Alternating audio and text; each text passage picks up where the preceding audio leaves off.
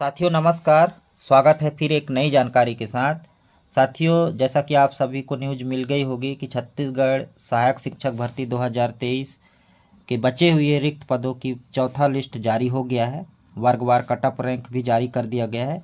Online counselling की प्रक्रिया 5 मई आज से शुरू हो रहे हैं। 6 मई तक इसकी काउंसलिंग होना है। ऑनलाइन काउंसलिंग करते समय कोई भी गलती ना करें, क्योंकि बार बार मौका नहीं मिलने वाला है। निर्देशों को भली भांति पढ़ करके और ऑनलाइन काउंसलिंग के हिस्सा में लें। हम आगे आपको बताएंगे। उसके पहले साथियों, आपने कटअप रैंक देख लिया होगा। जो साथी नहीं देखे होंगे उनके लिए देखिए पासिंग नंबर क्या है, कटअप रैंक क्या है। तो सबसे पहले अनक्षित की बात करें, अनक्षित श्रेणी की, तो तृतीय चरण में भी कोई भी कटअप रैंक जारी नहीं किया गया था। हालांकि द्वितीय चरण में जो कटअप रैंक और काउंसलिंग सत्यापन हुआ था, उन 34 अभ्यर्थियों को पुनः पदस्थापना के लिए कटअप रैंक जारी किया गया है। तो 2018 से लेकर के 2245 तक के अभ्यर्थी आरक्षित श्रेणी के साथ ही हिस्सा ले रहे हैं। उनको नियुक्ति पत्र दी जाएगी, सत्यापन के कार्यक्रम में हिस्सा लेंगे। सत्यापन को उनको अलग से मैसेज प्राप्त होगी उनके मोबाइल नंबर पर, और सभी साथियों किसी प्रकार से सत्यापन की सूचना उनके मोबाइल नंबर पर प्राप्त होगी। कटअप रैंक की बात करें, सबसे पहले अनुसूचित जाति की, एससी की, तो 6590 से 7133 है। अगर पासिंग नंबर की बात करें तो इनका पासिंग नंबर गया है साथियों 68.182, मतलब 68.18 मान सकते हैं आप। तो ये पासिंग नंबर गया है।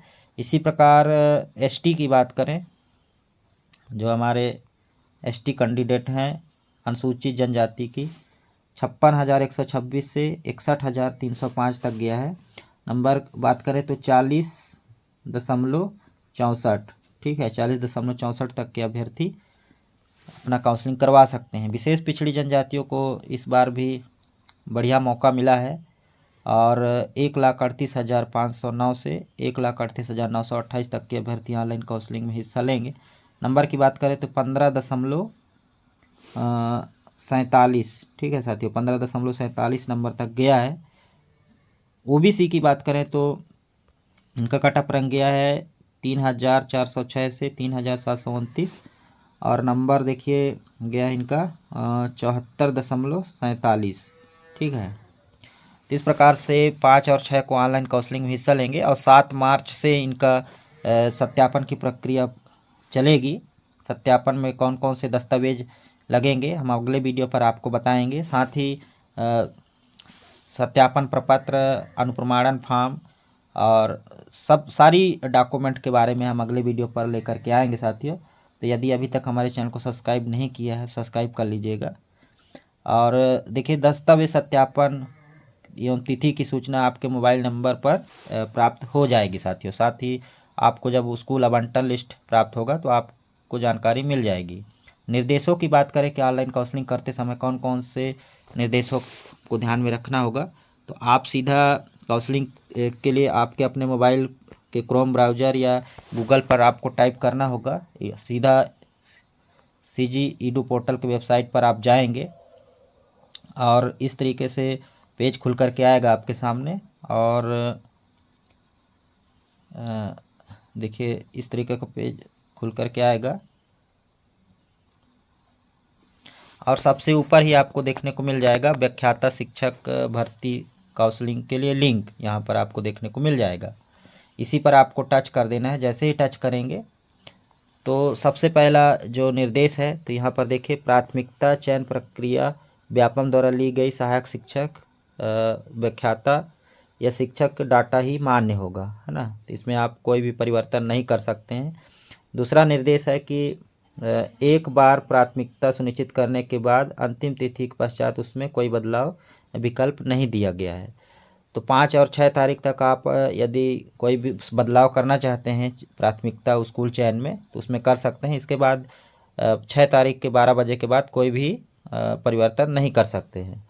तीसरा है कि अभ्यर्थी व्यापम द्वारा आयोजित सहायक शिक्षक शिक्षक व्याख्याता की परीक्षा के अनुरूप अपना व्यापम ID व पासवर्ड का प्रयोग कर लॉगिन करें।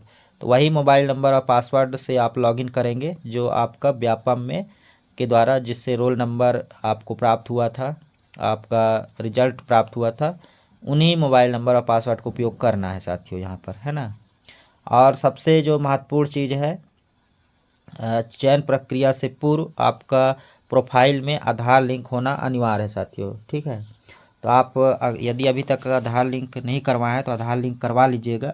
आधार लिंक होने के बाद आपका प्रोफाइल कुछ इस तरीके से दिखेगा। चलिए मैं व्यापम के वेबसाइट पर लेके चलता हूँ आपको, और आपको दिखाता हूँ कि किस प्रकार से आपका प्रोफाइल जो है दिखेगा, ठीक है।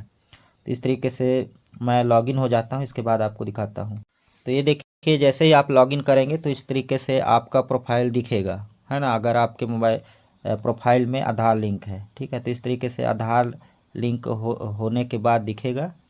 यहाँ पर टिक हुआ है, देखिए ग्रीन कलर का, आधार वेरीफाइड प्रोफाइल, ठीक है। तो अगर आपके प्रोफाइल पर आधार वेरीफाइड नहीं है तो सबसे पहले अपने प्रोफाइल को आधार से लिंक करिए, इसके बाद चयन प्रक्रिया में हिस्सा लीजिए, अन्यथा आपको समस्याओं का सामना करना पड़ सकता है साथियों। तो ये महत्वपूर्ण जानकारी आपको देनी थी। फिलहाल इस वीडियो में इतना ही, मिलते हैं नई जानकारी के साथ, तब तक ले जय जोहार।